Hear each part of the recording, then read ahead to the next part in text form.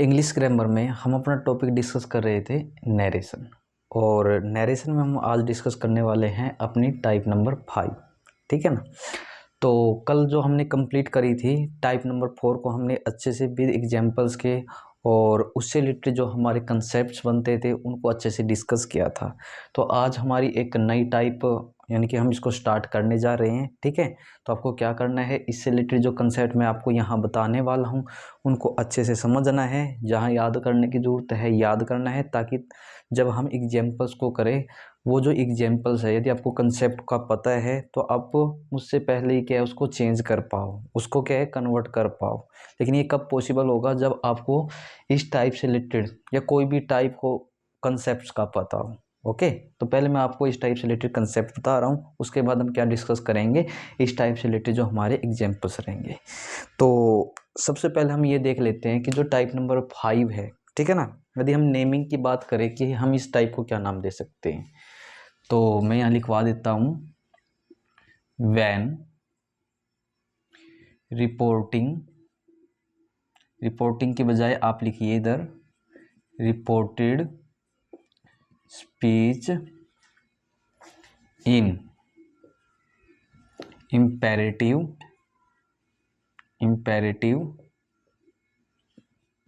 Sentence. देखिए पहले ध्यान से समझिए इस चीज़ को। मैंने क्या लिखा है, यदि हमें टाइप को पहचानना है तो हमें ये पता होना चाहिए भी इस टाइप का नाम क्या है। मैंने लिख दिया कि जो रिपोर्टेड स्पीच है ना वो आपकी किसके अंदर हो, इम्पेरेटिव सेंटेंस के अंदर हो। तो यहाँ कुछ बातें हम समझ लेते हैं पहले। वैसे तो इसका तो आपको अच्छे से पता होगा यदि आपने पिछले वाले टाइप को समझा होगा, लेकिन जो इस वीडियो को मतलब कि सीधा मतलब कि यहीं से स्टार्ट किया है तो मैं उनके लिए बता देता हूँ कि जो रिपोर्टेड स्पीच है किसको बोला जाता है, जो हमारी इन्वर्टेड कोमास के अंदर क्लोज होती है। उसके बाद मैंने क्या है, पहले तो आपको ना इस चीज़ को समझना है। मैंने क्या लिखा है इधर, इम्पेरेटिव सेंटेंस। ठीक है ना। तो ये इम्पेरेटिव सेंटेंस होता क्या है, इसमें आपको ज़्यादा नहीं उलझना है। ठीक है। तो जो भी सेंटेंस, ध्यान में दीजिएगा इस बात पे, जो भी सेंटेंस आपका वर्ब से स्टार्ट हो जाता है, और कौन सी वर्ब से स्टार्ट होता है, वर्ब की फर्स्ट फॉर्म से स्टार्ट हो जाता है, तो हम उस टाइप को क्या बोल सकते हैं, इम्पेरेटिव सेंटेंस बेस्ड टाइप बोल सकते हो। क्या बोला मैंने, जो भी आपका सेंटेंस, ठीक है ना, डायरेक्ट स्पीच के अंदर, रिपोर्टेड स्पीच के अंदर, ठीक है, किससे स्टार्ट हो, इम्पेरेटिव वर्ड से, ठीक है ना, या इम्पेरेटिव सेंटेंस में है यानी कि स्टार्ट विद वर्ब है, तो उस टाइप को हम क्या बोल सकते हैं, इम्पेरेटिव सेंटेंस बेस्ड टाइप बोल सकते हैं। आई होप आपको ये चीज़ समझ में आई होगी। नहीं समझ में आई तो अभी हम इससे रिलेटेड कुछ एग्जाम्पल करेंगे, वहाँ से आपको ना ये चीज़ अच्छे से समझ में आ जाएगी। अब कंसेप्ट में देखो क्या समझना है इसमें आपको। इसमें मोस्टली क्या है, आपको दो ही वर्ड देखने को मिलते हैं, एक सैड हो गया और जो सेकंड वर्ड है ना वो हो गया सेड टू।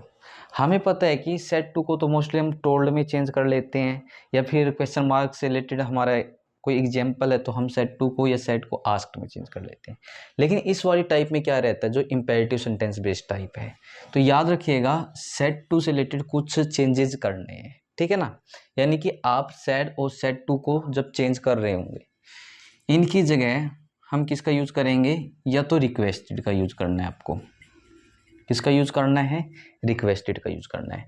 रिक्वेस्टेड कहाँ यूज करते हैं, ठीक है ना, इसमें आपको ज़्यादा कन्फ्यूजन नहीं होगी, वो मैं आपको बताऊंगा कि भाई हम सीधे ही कैसे पहचान सकते हैं कि भाई इसमें ना जो इम्पेरेटिव बेस्ड सेंटेंस है रिक्वेस्ट करी गई है। ठीक है।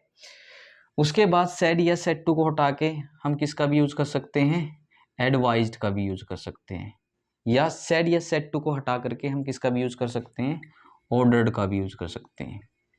या फिर इसके अलावा, ठीक है ना, आप किसका यूज कर सकते हो, एक वर्ड है आपका बैग्ड, BEGGED, यानी कि आप इसका यूज कर सकते हो।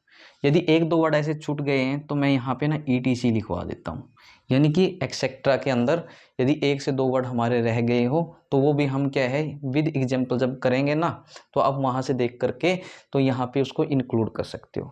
लेकिन मोस्टली क्या है, हम इन्हीं वर्ड्स का यूज करते हैं कि भी सेड या सेड टू को हटा के इस टाइप के अंदर या तो आप कर दीजिए रिक्वेस्टेड का यूज, या आप कर दीजिए एडवाइज्ड का, या ऑर्डर्ड, या बैग्ड, या कोई कुछ आएगा जैसे कि मैंने बोला है एग्जाम्पल्स में आपको उसमें समझा दूंगा, और आप क्या है उस कंसेप्ट को समझ करके उस वर्ड को यहाँ पे ऐड कर सकते हो।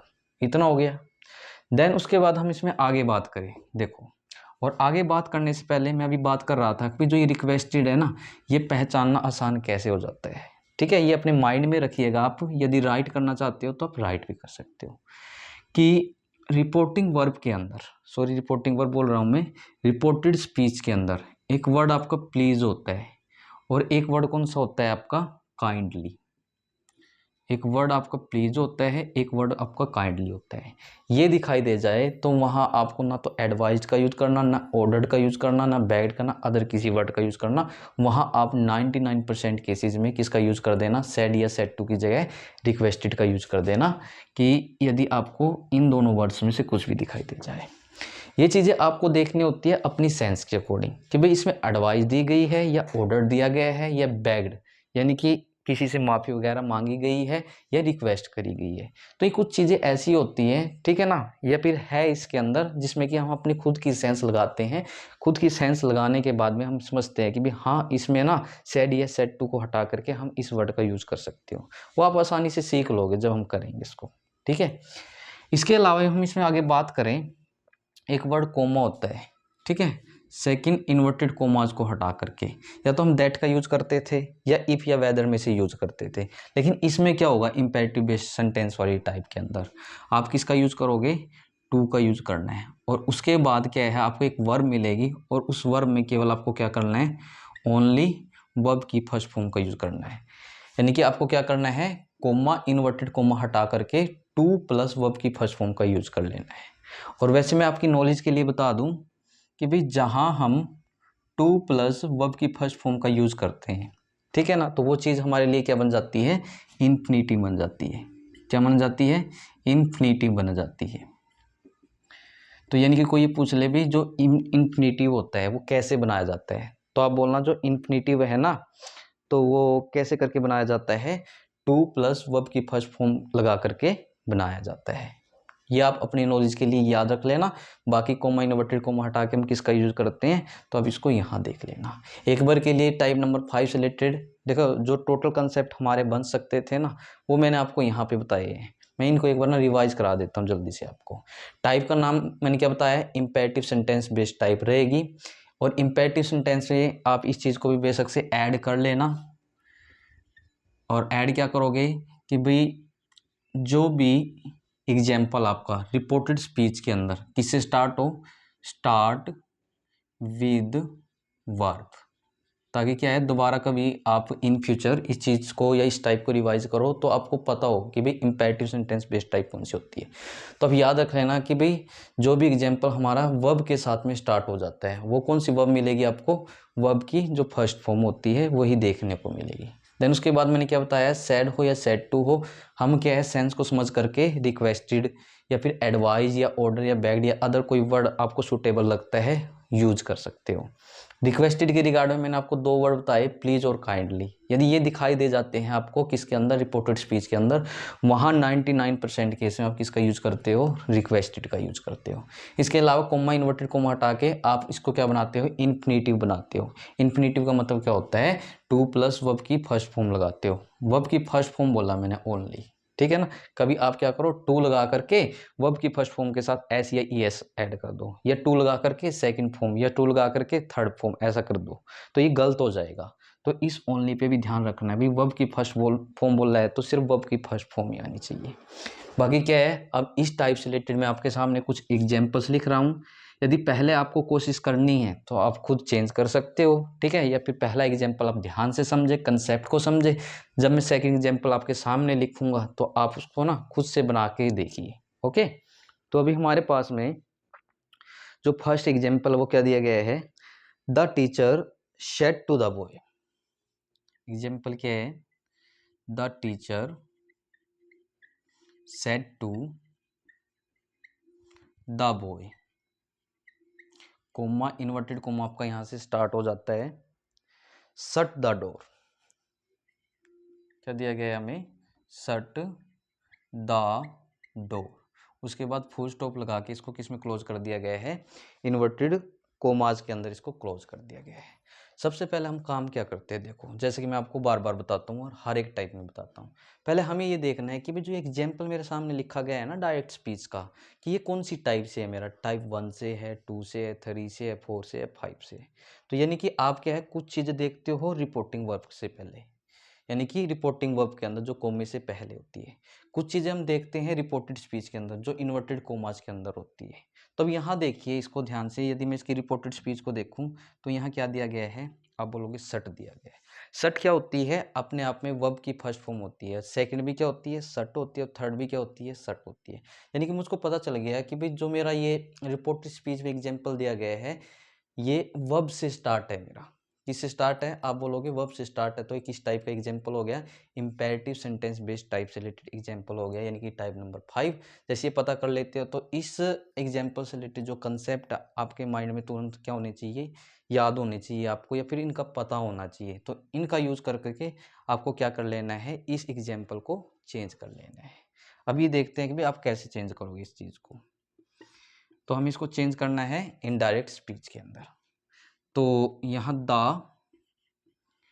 टीचर, अब बात करते हैं सेट टू की जगह हम किसका यूज करें, रिक्वेस्टेड, एडवाइज, ऑर्डर, बैग्ड या अदर किस वर्ड का।